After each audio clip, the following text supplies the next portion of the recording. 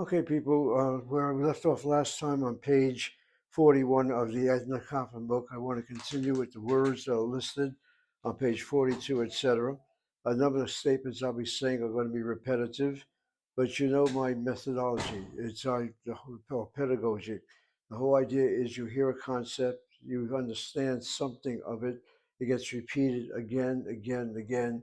It makes no restriction, as far as I'm concerned, how many times the thing gets repeated, because the difficulty is a new concept and that takes time to learn. I'm looking on page 42. I'm following her words. She has the unvocalized, she has the vocalized word as well. And the first word listed here is the word pakid. Translation is clerk or official. And then you'll notice next to the word pakid is the word pakida. What you have here, though it's not identified by Edna, is the statement one is masculine and one is feminine. If both genders are given, the traditional way of writing from right to left is to have the masculine gender given first and then the feminine gender given second. It's not a statement of political superiority or gender superiority or stuff like that that's entered into common day educational problems, which is causing more havoc than it is as far as polite discourse is concerned. In any case, I will write the word pakid in a little review as well. That word pakid, as you notice, has a dagesh in that first root letter. The first root letter is one of the six begakefal letters, and a begakefal letter beginning a word must always be plosive. That's the purpose of the dot in that pay letter. Underneath the pay letter is the kamatz. The kamatz, as you check your vowel chart, is either short or it's medial. The long kamatz, for our purposes, is frozen. It's rare to see it today. So is this a medial or short kamatz? If it is a short kamatz, it must be part of a closed syllable. A closed syllable is the next letter receives a dagesh chazak or receives a shvanach under it. There is neither a dot in the next letter, nor is there a shva on the next letter, so you conclude that that first syllable is open, CV. An open syllable involving kamatz is a medial kamatz, not a short kamatz. So CV, regular syllable, medial kamatz. The second syllable is CVC. When it comes to a Hebrew accent, we normally accent the last syllable. Only when it is an irregular syllable before the last would the emphasis be on that syllable to have it acceptable. Now, if you notice here, we have a regular syllable here. No need for the accent to be on the first syllable, but very much so the need for the accent to be on the second syllable. A long vowel close needs to be accented. The normal position of long vowels is an open syllable. With that said, we now have the word for the feminine word for pakid. As I write the word pakid on the board, I'm now going to add the marker for the feminine singular. Remember, we told you multiple times in class, feminine nouns will end with a kamatse, end with a short tav, end with a kirkir tav, or end with a segol tav. These are the four traditional markers, the last syllable of a word, that will identify a word in the singular to be feminine.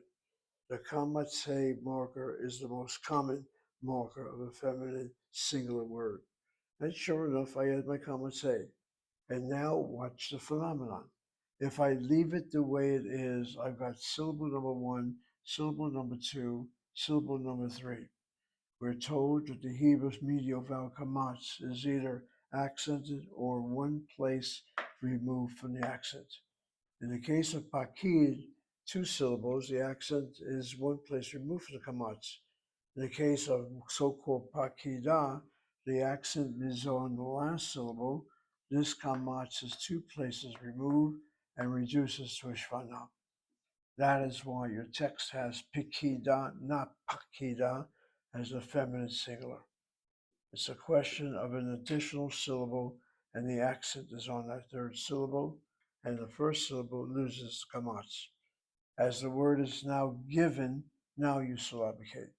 You have the consonant pei, the shvana, you go on with the consonant kuf and the long vowel, and that's syllable number one. C-I-N-C-V. A syllable does not end on a shvana.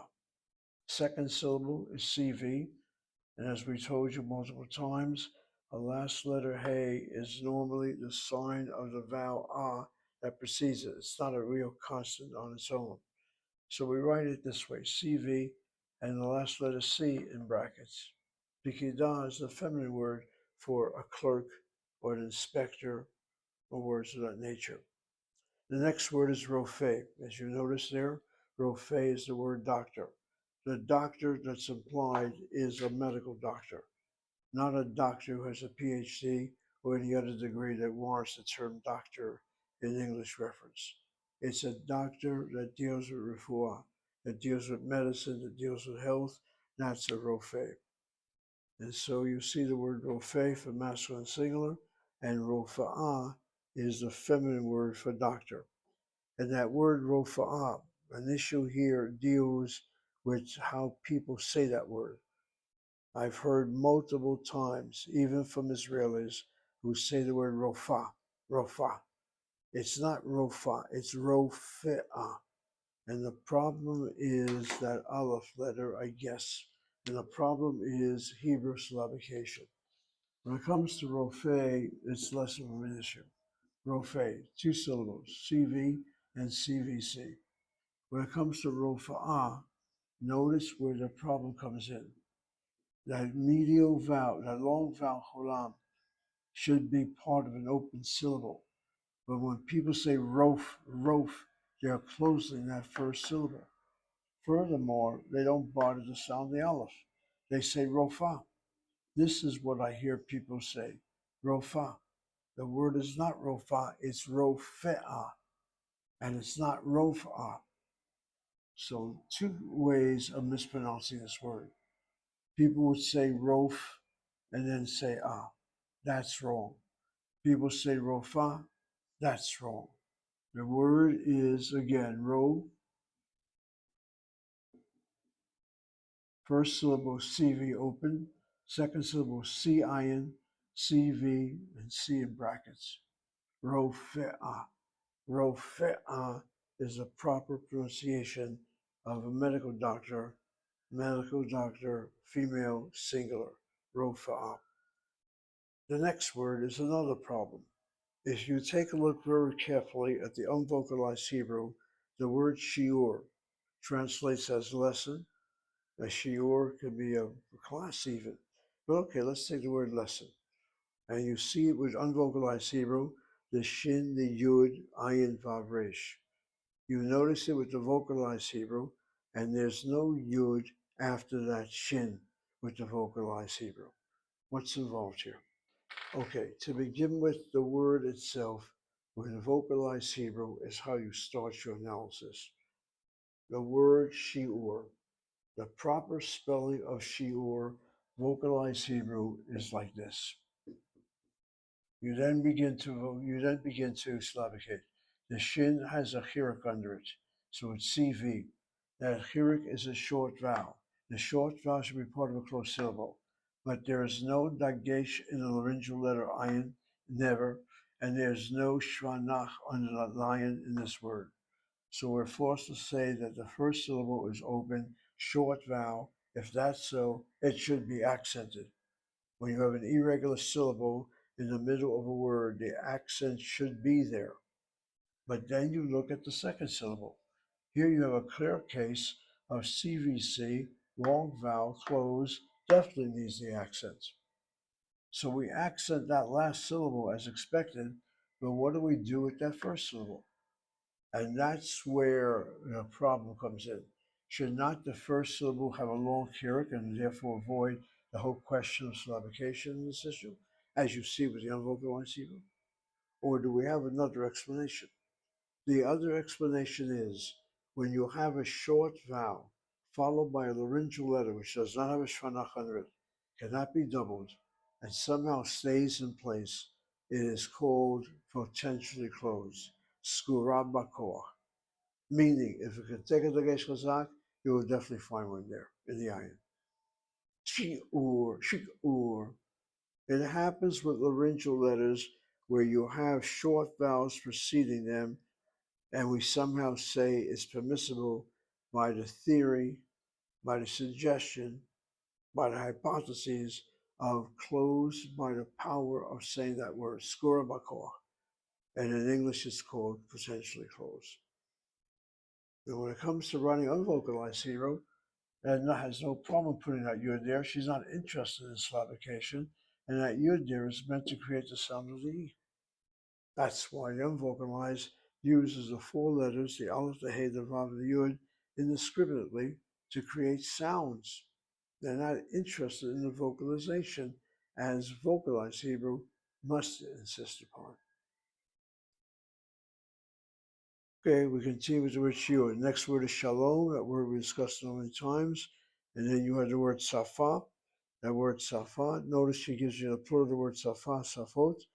The plural of feminine nouns normally ends with cholam tav. The plural of masculine nouns ends with the long kirik mem.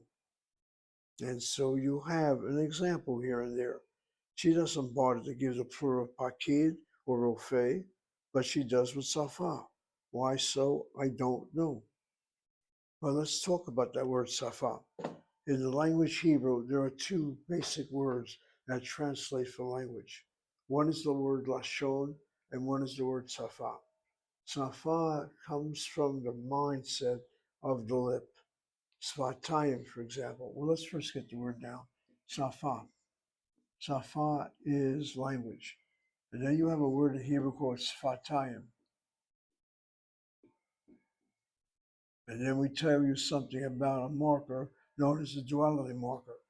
If words end with a patach, yud, chirik mem, yud as a constant, not a sign of a vowel. Patach, yud, chirik mem. This is a marker of two-ness, of duality. And so the word yad for hand, two hands, yadayim. Just hit the end of the ayim. The word ayin is eye, einayim, two eyes. Ozen is ear, oznayim, two ears. Rego is foot, raglayim are 2 feet. And safa is a lip, svatayim are 2 lips. So the word language deals with the ability to move your lips, I guess.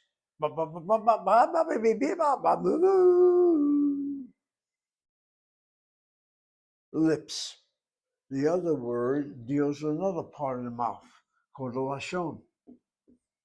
And the lashon is language dealing with the tongue.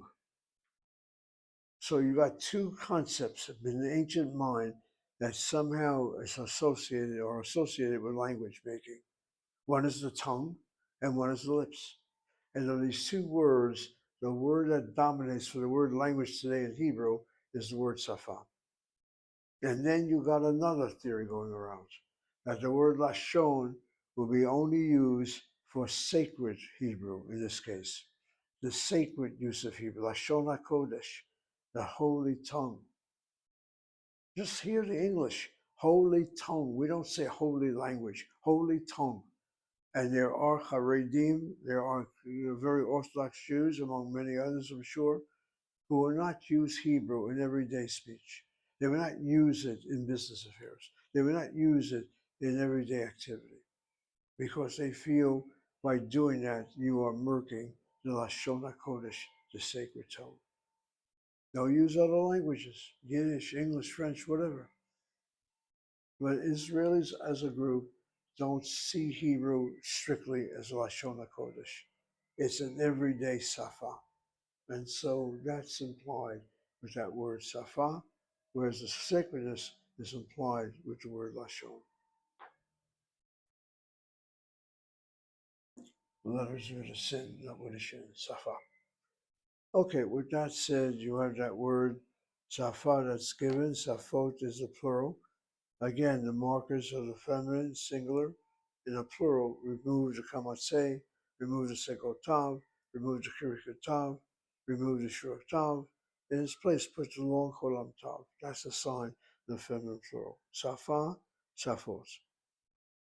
The next word, the word todah, we already went into multiple times. And as a gender, it is a feminine gender, you'll notice. And you'll notice she gives you the plural, todot. She also repeats the word todah, todot. Does she mean by that you have to say Todat Todot? Or can you just simply say Todot? To my understanding, Todot by itself is fine. And then finally, you have the word for pupil, students, the word Talmid and Talmidah. Notice two words are given. The Talmid is the masculine form. The Talmidah, I don't have to ask anymore, is the son of the feminine, as we come to say. And both words are related. They come from a shoresh, lamed mem daled. The shoresh of the word student is lamed mem daled, the same word that means to study. It also means to teach. And when we learn Hebrew grammar, a certain binyan or categorical conjugation, that word would mean learning. And another conjugational pattern called a PL, that word would mean to teach, causing somebody to learn. Lamed mem daled. And then there are words like limud. Limud is teaching as a noun. All right, the next section that she has here are a number of phrases, and I'm going to read them for you. Ein chadash. The word ein, there is not or there are not. Depends on what it's modifying. The word chadash is singular, so ein chadash, there's nothing new. As I continue, beseder gamur. The word beseder means completely, the word beseder means in order. Gamur is the word completely in order. The shoresh, the root of the word gamur, is gimel memresh. That very root means to finish, to complete. And what is called the pa'ul form of the verb, that you'll learn later, the passive of that word is something is completing. No, something is completed. Beseder gamur. It's a way of saying, has everything been done already? Yes, it has. Beseder gamur is completed. I continue. Hakol beseder. Everything is in order. Everything is fine. The word hakol by itself could also mean everybody or everyone. Hakol beseder. But normally the word hakol would mean the thing rather than the person. Hakol beseder. Lo ra. It's not evil. It's not bad. Not bad if you want. I added the word it is not. But not bad. Lo ra. Mechadash. You'll notice that Edna does not vocalize the mem in the word mechadash. She does vocalize that mem in the next words, in manishma and mashlamcha. Why not vocalize the mem with the word hadash? It's because that mem word, which we told you multiple times, has different pointings to it. It's normally pointed with a patach, and then a dagesh chazak in the next letter. Look very carefully at the phrase manishma. You see a dagesh in that nun? Why should a nun beginning a word, not a bega kefir letter, have a dagesh in it? It is because the word ma, the word that precedes it, is never, quote, written by itself. It depends upon the next word. Just the translation helps you by saying that. The word is what? What's modifying that word what? So the ma is like a first syllable of the next word that follows. The hey letter is not a consonant, so it cannot close the short pata underneath the mem. So the next word, the first letter, has to receive the gesh chazak in order to close that patach underneath the mem. So the word would be manishma, with dagesh chazak in that nun. The same thing with mashalom macha. You'll notice the shin has a shva under it. In the case of the shva underneath the shin, that's a shvana. And when you add the word ma, the dagesh in that shin is a strong dot to close the patach underneath the mem, and the shva underneath is the shvana. Or to put it in different terms, whenever a letter in the middle of a word, the word shlomcha, the shin is the beginning of the word, but it's really in the middle of the word ma being the beginning of the word. Get it? You gotta talk that fast so that it affects you. with a letter in the middle of a word, meaning from letter number 2 and onwards, has a dot and a shva under it. The dot is chazak, and the shva is a shvana. And you see a dot in the word shlomcha. Well, what's preceding it? It's the first letter of a word. What's preceding it is the word before the word ma, which by itself depends upon the word that follows. In the case of the ma chadash, there is no ma chadash. The mem has the pointing of a segol. Me chadash. What? It's me chadash. It's something I've said a number of times. The ma word normally points with a patach underneath the mem, dagesh chazak in the next word first letter. If the next word first letter cannot receive a dagesh chazak, then the mem letter is pointed with a kamatz, which means if the next word begins with an aleph, an ayin, a hey, a chet, and the letter resh, the mem will be pointed mem kamatz hey, to avoid the inability of dagesh chazak in the laryngeal letters and the letter resh. And then we have a third phenomenon.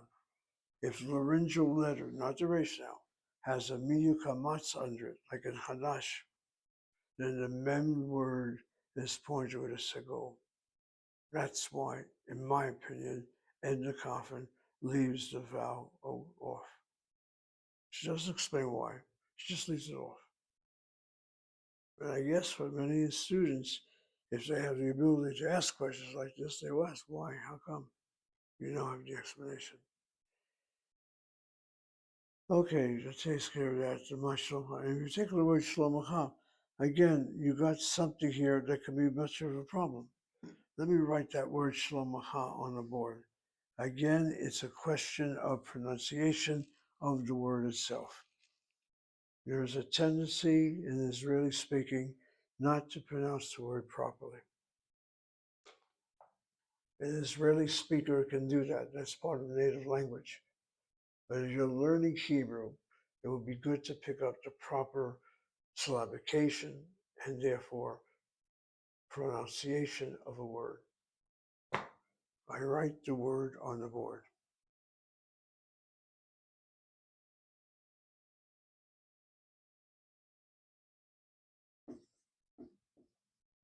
Without vowels. I vocalize it. I begin my word with the letter shin. I have a shva underneath it. It's not an issue. First consonant, shin, has a shva na, which is not a true vowel. It's one of the half vowels. I go on to the next statement. I have the lamed, which has a long vowel. That long vowel, to be regular, should be part of an open syllable. Israelis will have the tendency of saying not mashlom mecha, they go mashlom, mashlomcha. If you say it as mashlomcha, if you break the syllable here, you got a closed syllable, CI and CVC, and then you say to yourself, if this is a closed syllable, how is it that the last letter, the final half, is not written with a dagesh kal? If this is a shvanach, there should be a dagesh kal in the next letter. If it's a bigger capital letter. It isn't. The fact that it is not tells me that the shva underneath the mem is a shvana. So it's mecha. It also tells me that the proper first syllable is CI and CV. Long vowel should be part of an open syllable, not closed. Get that down. If you have a long vowel and the next letter has a shva under it, the shva is a shvana. The proper reading of this word is mashlomecha, mashlomecha, shlomecha, not shlomcha. That's masculine singular. The second person feminine singular is shlomech, shlomech, mashlomech. Hebrew makes a distinction in the second person between male and female. Shlomech. Okay, I think that takes care of that problem there. Let's go back to our readings here. You then have Shlomi Tov, Todah El. Shlomi Tov, Shlomi means I am fine. The word Shalom is peace. Shlomi is my welfare, my peace, my totality. All those words will constitute a meaning for the word Shalom. You're asking Ma Shlomacha, how is your peace? Meaning, how are you? And the response is, I'm asked, I respond, Shlomi Tov. And that word tov by itself, by the way, is another problem. It's both a noun, and if it's a noun, it's both a substance, an adjective, I should say, as well as an adverb. I am well. That word well there is an adverb. That word tov, when you say yellow tov, a good boy, yelda tova, a good girl, yiladim tovim, good children, well, you're using the word tov as an adjective, not as an adverb. And then finally, the phrase Todah El. Todah El is a common Israeli everyday phrase of saying thank God. There are others who basically don't say Todah El. They'll use the phrase Baruch Hashem. And maybe that can be a distinction. Todah El is the same thing as the word Safa. Baruch Hashem is the same thing as the word Lashon. You have two expressions. One is more religiously inclined, and one is more secular. And the Israeli society is a mixture of both these groups with different degrees within both those categories. So the Todah word, that word we know now, thank you, thanks, La'el, thanks to El. El is one of the borrowed names into the Hebrew lexicon or language that comes from another culture that gets associated with God Almighty. The Hebrew four letters of the Yud He Vav He is the sacred exclusive name. And then the word Elohim means God. It also means gods. Then you have words like El or Baal, or words like of that nature, which associate with God, are identified with God, but they are not exclusively used by God alone. They're foreign words.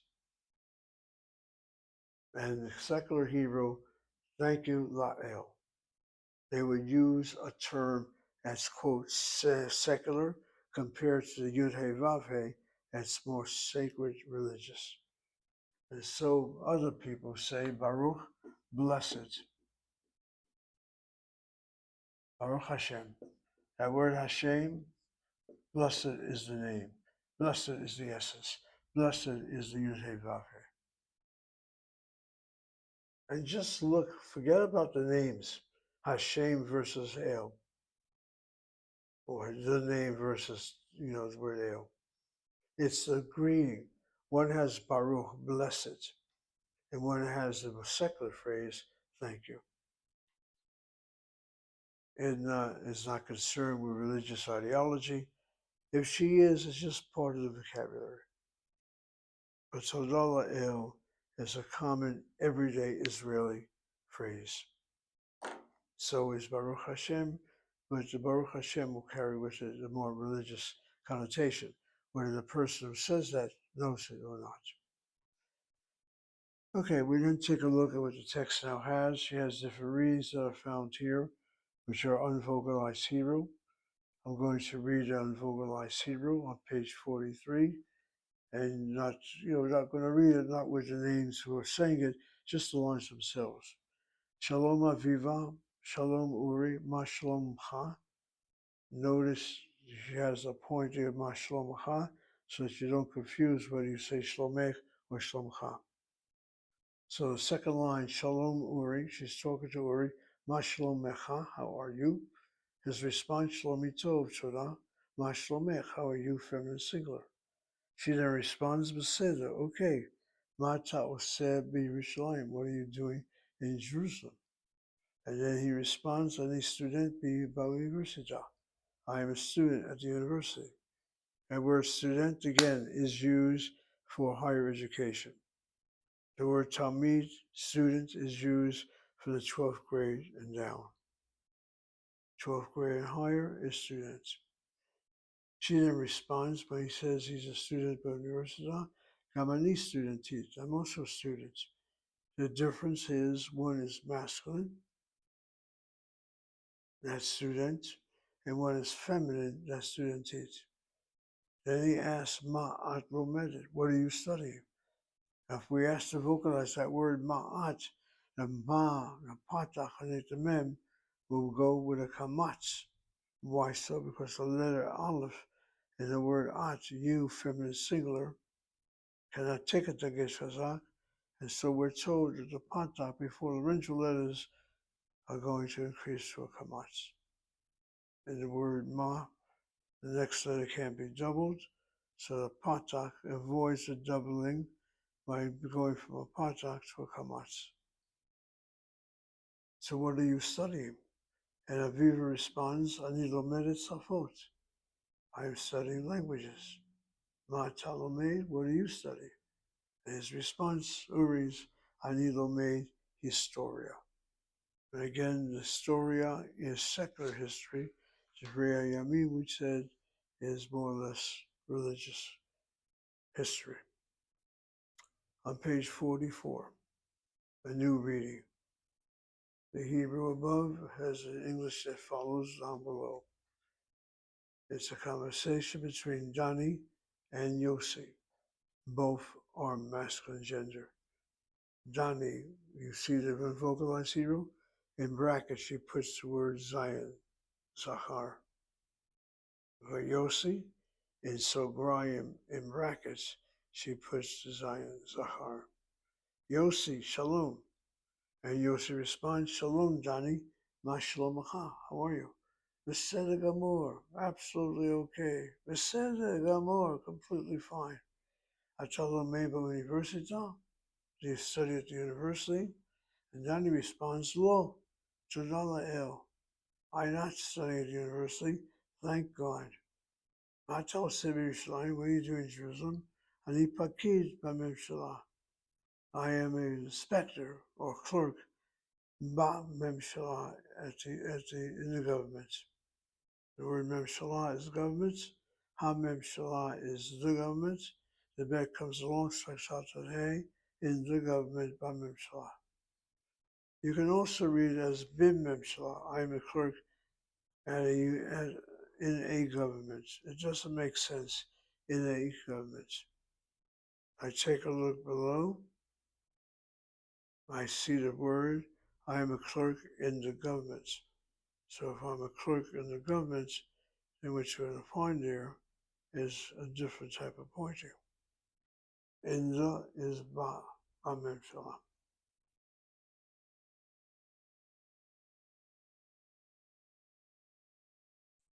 I'm taking a look at the two dialogues.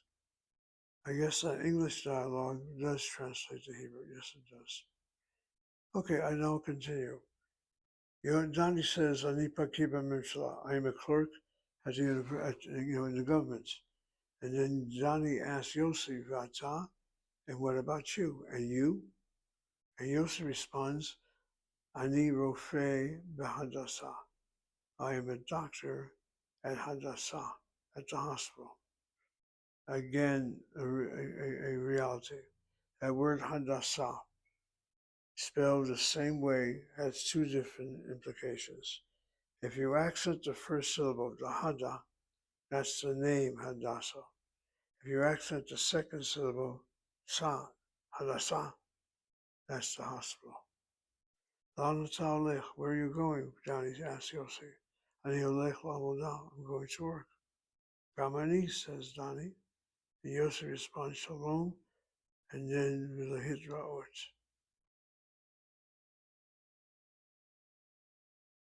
No, the word is Lehidraot. And so the point of the verb would be Ulehidraot. And finally, Shalom and Shalom. Let's get that word on the board again.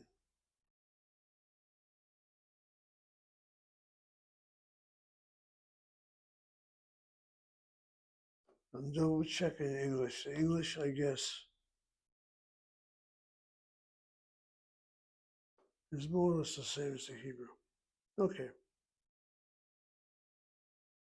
Yeah. Okay, that word ulehitraot.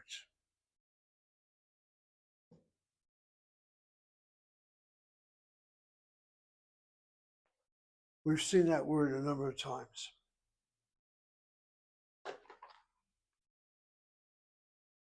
One day, Im Yirtzeh Hashem, God willing, we'll be studying the hitpa'el, the verb conjugation known as the hitpa'el, which is pattern number 7 in the conjugation of verbs. But my purpose right now is this. The Hebrew word and, as I mentioned a number of times, is normally pointed with a shvana underneath the vav.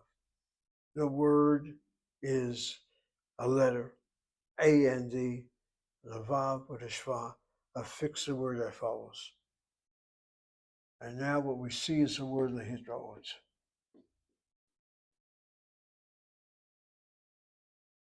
If the vav letter is affixed to a word that has a shvana under the first letter, this is not possible in vocalization. Vile, the vav will be pointed as a shurach. U lehitraot. U lehitraot.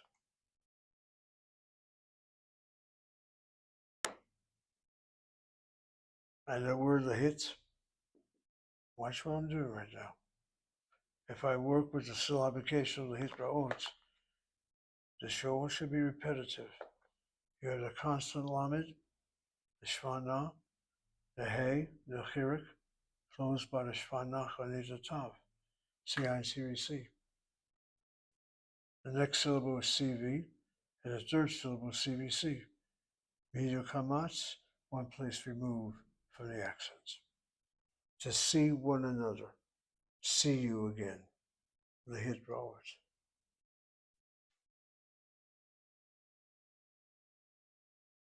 The vav has other pointings before shvana beginning words, before chatafim underneath the first letter of the word that follows, and that we'll see later. We've seen it already. There's no need for me to repeat them again and again until she introduces it formally. Okay, the next exercise is a new introduction. Not new to us, we've done this before, but as far as the book order goes. If you look at page 45, it continues on to page 46. You have what's called the nouns of Hebrew. Alicia gives several of these nouns. So before we go any further, let's just explain what's involved here. I'm going to go into a more complete picture, and we'll then work with the exercises that she has on the so-called nouns. Every language has a noun, every language has an adjective, every language has a verb, every language has an adverb, every language has a predicate, and on these technical terms. For our purposes, we're going to have Hebrew nouns which are found in two genders. Gender number 1 is a zachar, the so-called masculine gender. It would be good when I use my English language in class instruction for me to insert the Hebrew in my sentences. We're now going to study Zachar and Nekeva. Zachar is masculine and Nekeva is feminine.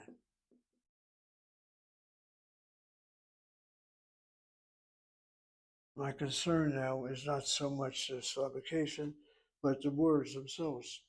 Zachar probably comes from the Hebrew word to remember. Zachar. Zachar deals with memory. A derived noun of the Shorish Samach Kalfresh is the word maskir. A maskir is a secretary, believe it or not. From a Hebrew point of view, a secretary could be male or female. Maskir is a masculine form. Maskira, if I want to make it feminine, I add a connotation to it. But the interesting thing is that the word secretary in Hebrew deals with memory. The boss doesn't know from boss. It's his secretary, his right hand, you might say, who reminds the boss, you got an appointment this hour. This is the letter you have to still write. This is the signature you still have to subscribe to. That's a maskir. And so a male is called Zahar, masculine. Nekeva is a female. And I don't see anything that deals with memory with the word Nekeva. How is a woman defined? I'm not trying to be cute about it. You go back centuries now, go back to the origins of mankind. Notice the term. We don't say womankind. We don't even say humankind. It's mankind. If it's mankind, if it's Adam that's first and not Eve that's first, and da da da da da da, you got a certain emphasis on the masculine gender. Think about it. Before there's Eve, there's Adam. And Eve is what? Independent? She's from the flesh of Adam, the rib. Go figure this out. If you take a look at divine names, there's not one divine name, to my knowledge, in Hebrew, which says a feminine gender to it. There's a divine presence that's feminine, like Shekhinah, Shekinah, as we Christians say.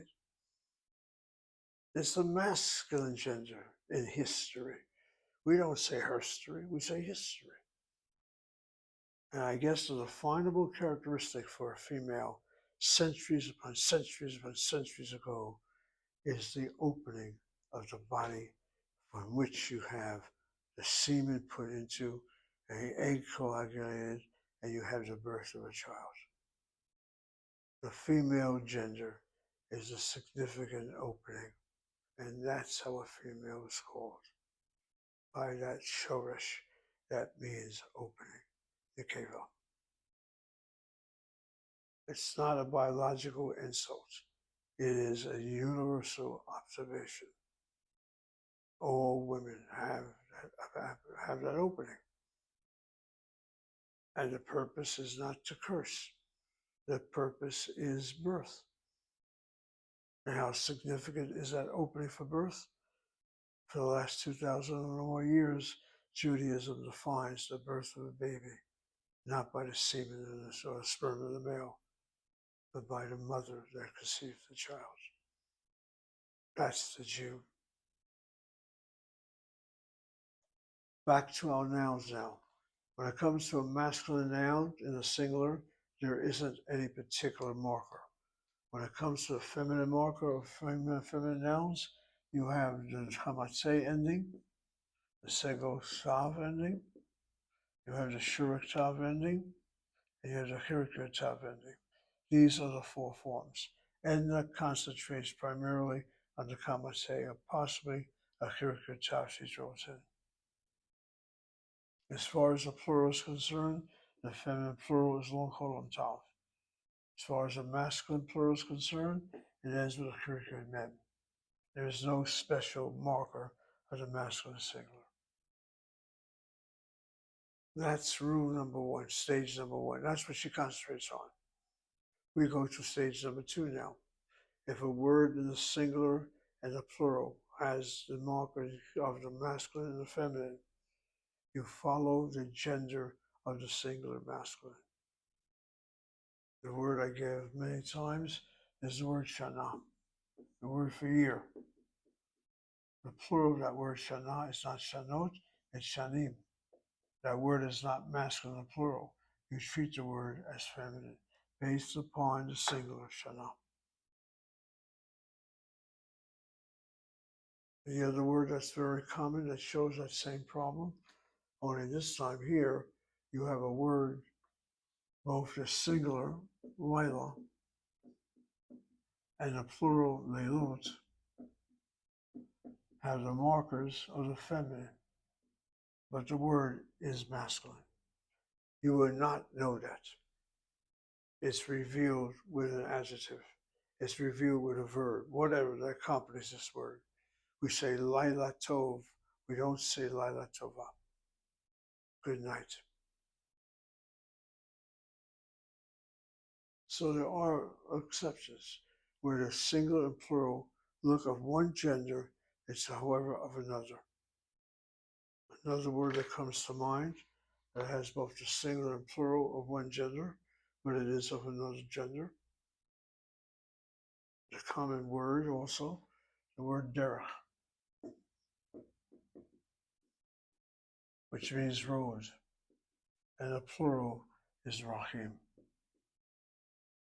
How do I know it's a rahim? It's a singular noun, like yeled. And the plural of singular nouns, shma, kamatz, mem.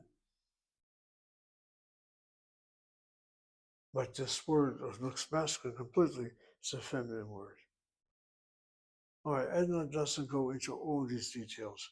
We have already, and you got a little review, however cryptic it is right now, on what I have done so far this semester. Okay, let's take a look at her words here. And the words I'm going to look at, I'm going to comment orally. If there's something unusual, I will get up, I hope, and be able to put it on the board. All right, I'm looking at the words. So look what she does with her chart. She has the masculine, she has the feminine, and has the plurals. The word student, the feminine word studentit. Notice the word studentit has the long character tav, a marker, or one of the four markers of a feminine singular word. You look at the plural, studentim, the character mem, masculine marker. Studentiot is the feminine plural marker. Words ending with ot. The word talmid, masculine singular, talmidah, feminine singular. Then you have talmidim and talmidot. The word pakid, feminine singular is pakidah. We went into that already. The plurals are pakidim and pakidot. Rofe, rofa'ah. Then you have rofa'im and rofa'ot. Okay. I'm looking at the paragraph above that. She mentions every noun in Hebrew has a gender. The masculine is zahar, and the feminine is the keva. Then she continues, nouns in Hebrew have a number, meaning singular or plural. Yachid, and the feminine would be yachidah. Just think of the word yachid, 2 syllables, add the kamatz, you have 3 syllables, and you drop the kamatz to shvana as you add the kamatz. You don't have this yachidah, it's yachidah. And the word rabim is a Hebrew word for plural. Okay, just look at what she writes here, nothing more than what you have said. I take a look at the next page here. But she goes into more explanation about different markers, but basically nothing more or additional to what we've said.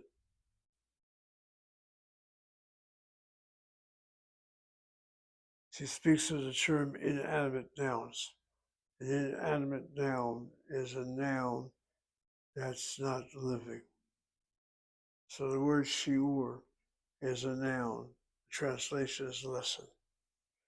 The word yeled is a noun. Translation is boy. What's the distinction between yeled and shiur? Yeled is an animate noun. It's a living noun. A boy is a living subject. Whereas lesson, however exciting the lesson may be, it's not a living form. It's a exercise or something of that nature. So it's inanimate. Table is inanimate. Bottle of water, inanimate. Book, inanimate. It comes to life, I guess, once you study the book. But it's not living in the sense of a person or an animal.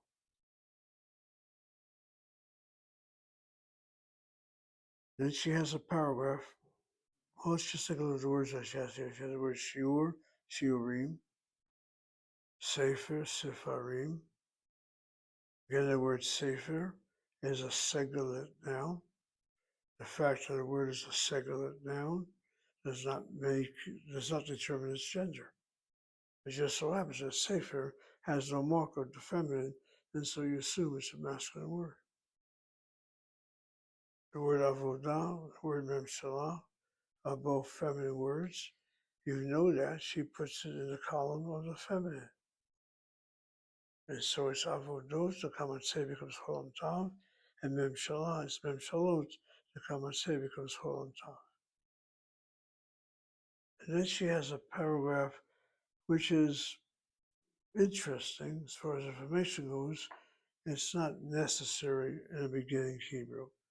Names of countries, names of cities. Her statement is names of countries, states, boroughs are normally in the feminine gender, even though the appearance of the word may look very masculine. The word Yisrael, the very first word she uses there, the word Yisrael, Israel, doesn't have any feminine marker to it. And yet, when I want to say something as an adjective about Israel, I don't say Yisrael Tov, Yisrael Yafeh, Yafah. It is pretty. Let's use the word Yafah. Yafah is a feminine word for nice or pretty. Yafeh is a masculine equivalent. Yisrael looks very masculine, but I say Yisrael Yafah. I say Yisrael Tovah. And the rule is this: place names, unless told otherwise. If you are told otherwise, it will be extremely rare, are all in the feminine. Israel is a feminine noun. Anglia looks very feminine, as was a common say. Sorfat kind of is attractive, it has a patak tongue to it. But that's really a sign of a construct of a feminine singular word. But Sorfat is the name for France. Mitzrayim looks like a duality word. Irrespective, the word may look feminine, the word may look masculine, the word may look duality, but the word is feminine by virtue of it being a place name. Look at the word Mitzrayim. You have CVC as the first syllable. Tzaddik has a shva under it. The shva is a shva knock. The tzaddik is blended to here before. The resh has a pata, which means zagesh chazak should follow in the yud. There isn't any, so you have the accent over the resh. And then you have to use Kirik Mem, CVC for the last syllable. If the word is duality, then what is the two-ness of it? And I guess for some people, it is the word sarah, the word pain. You can see the tzadi resh and the haze imagined. And in a place called Egypt, the embodiment of sinfulness and pain for Israel in the Bible. It's the two-ness. It's not just simply pain, it's twice the pain.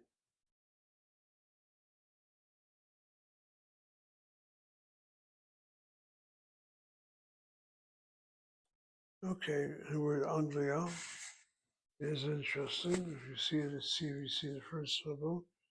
The second syllable is a gimel, shwana underneath it.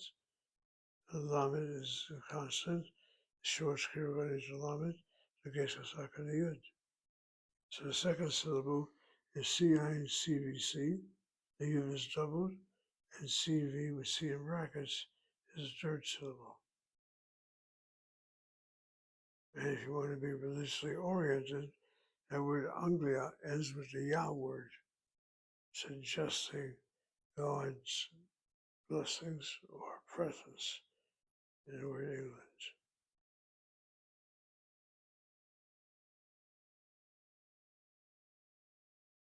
Okay, other place names, places of cities, Tel Aviv, Yerushalayim. In case Yerushalayim, she doesn't bother to put the accent over the patak of the lamed. But Yerushalayim, if you see the word, it's CI and CV, first syllable, CV is the second syllable, La is the third syllable, and Yim is the fourth syllable. And go over the rules of Hebrew. Underneath the shin is the kamatz. The kamatz is either accented or one place removed for the accent. First syllable is CI and CV. Long vowel, open syllable is regular. Second syllable is CV. And if it's a short kamats, it should be part of a closed syllable, unaccented. I don't see a negation of lamed. I don't see a shvanachanish lamed. Second syllable is opened.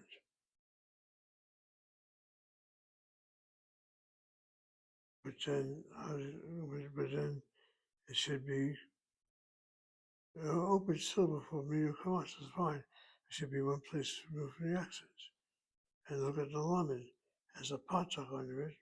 The patak is not being closed by negation of yud or shvanachanish yud.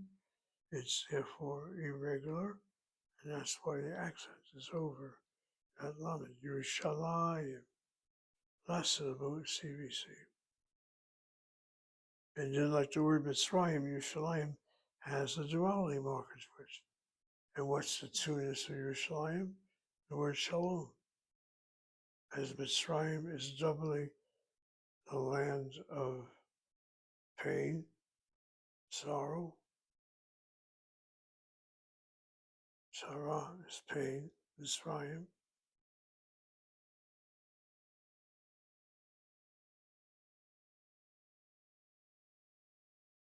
And the concept, I guess, that comes to Yerushalayim is a notion of peace.